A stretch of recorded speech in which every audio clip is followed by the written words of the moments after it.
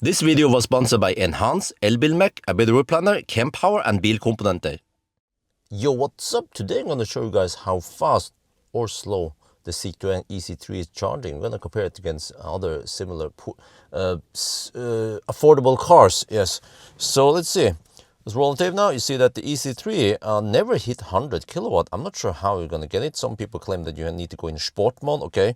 And compare it against the MG4 with a small battery and also the Inster, a similar price car. The ID3 is the most expensive of them all, but it also charges the fastest of them all.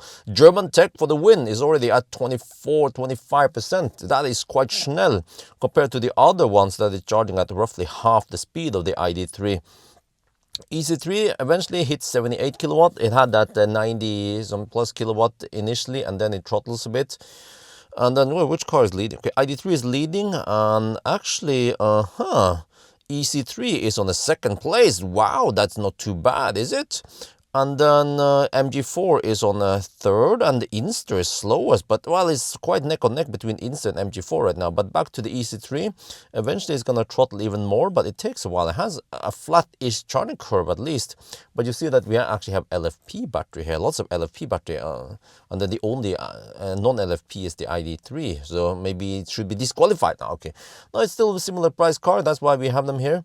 And then eventually, okay, I don't remember what percent again the e-C3 is supposed to throttle at, but it still maintains nice speed and actually gets a quite big lead compared to the MG4 and the Inster. Wow, that is impressive, huh? Look at that. Inster, on the other hand, just has a flat, low-ish curve, and also the MG4 actually. But let me see, it was right around here that it gets a quite significant drop on the e-C3, and that's when you might maybe want to unplug if you are in a rush, or you can just keep charging.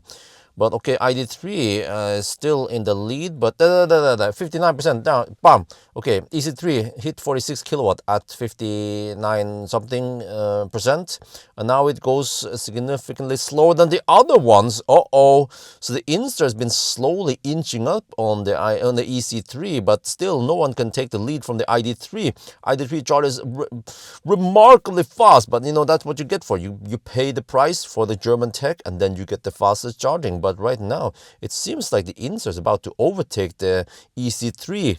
Whoa, 67%, both of them. Wow, this is so even. And then MG4 is behind on 64%. But there, Inster just overtook e-C3. Oh no, 9! Mon Dieu! Oh shit!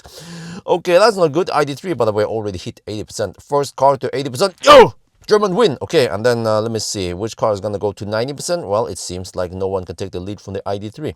But let's go back to the Inster versus the e-C3 then. Inster, well, charges just a lot faster now. It didn't charge that fast in the beginning, but it has a nice and flat charging curve. So it seems like Inster will take a nice and solid second place there. But the ID3 is about to hit 90% right around there. Wow, double win for Volkswagen, and Volkswagen just want to go for the humiliation run and then go for 100% by the time the other hit 90% or even 80%. Wow. Yeah, e-C3 haven't even hit 80%, and then but MG4 is really slow. There, Inster hit 80%. Wow, okay, that's great. But now Inster also starts going slower. But also the e-C3 is going slow, but then the MG4 actually has a nice speed now at high stellar charge. But also suddenly the MG4 goes just plummets also in speed. Seems like all of these go slow past an 80% except for Volkswagen, because the ID3 is about to hit 100%. This is amazing how fast the ID3 is charging compared to the other ones. Like the other, they haven't even hit 90%, yeah. And then ID3 is about to hit 100 already. Wow. That means that ID3, well, it actually has the biggest battery, but you can also utilize more of the battery, versus the other that takes a time to finish. There you go. ID3 already won to 100%. Just triple win to Volkswagen, and then we're waiting for, is it going to be Inster or e-C3 that hit 90%? At least if the e-C3 should get one win, that would be good, right? Because now e-C3 is charging faster than the Inster, so it should gain on the Inster, but the Inster has that little lead. It is quite hard for the e-C3 to catch, but why? This is so even, 89%, both of them. Which gonna go to 100% and 90% first? Oh, but then the e-C3 hit 8 kilowatt, but e-C3 did actually hit 90% first before the Inster, even though this I was about to say these state of charge scales, they are non-linear, so it's kind of pointless to compare them, right? In it! And here we see the charging curve. The ID3 is just way above everyone else. Just nice and flat curve. Even when it throttles, it's still way above the others. Utklassing, right? And then we have the e-C3 here. Okay, it actually has the fastest, the second fastest if you exclude the Germans, but they're cheating, right? Second fastest. What Inster is so slow. Oh, but Inster won with a flat curve. Yeah, so the E3 is like and it has this step down, you know, not very sophisticated. The MG4 has a better curve. You see that it has more even curve, just like the ID3. But yeah, so not very fast of the Citroen e-C3 then. So yeah, I mean, some people say, but Bjørn, why do you do 1,000-kilometer challenge? Why do you go to Yale?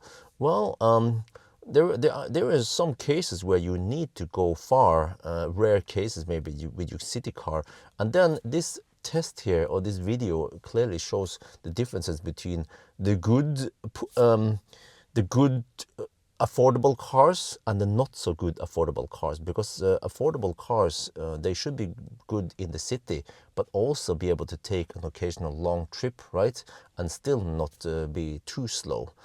And then we even haven't talked about how thirsty these cars are, but the Inster is really efficient. Also ID3, MG4 is kind of thirsty, and then I think the e-C3 is the thirstiest on the wall.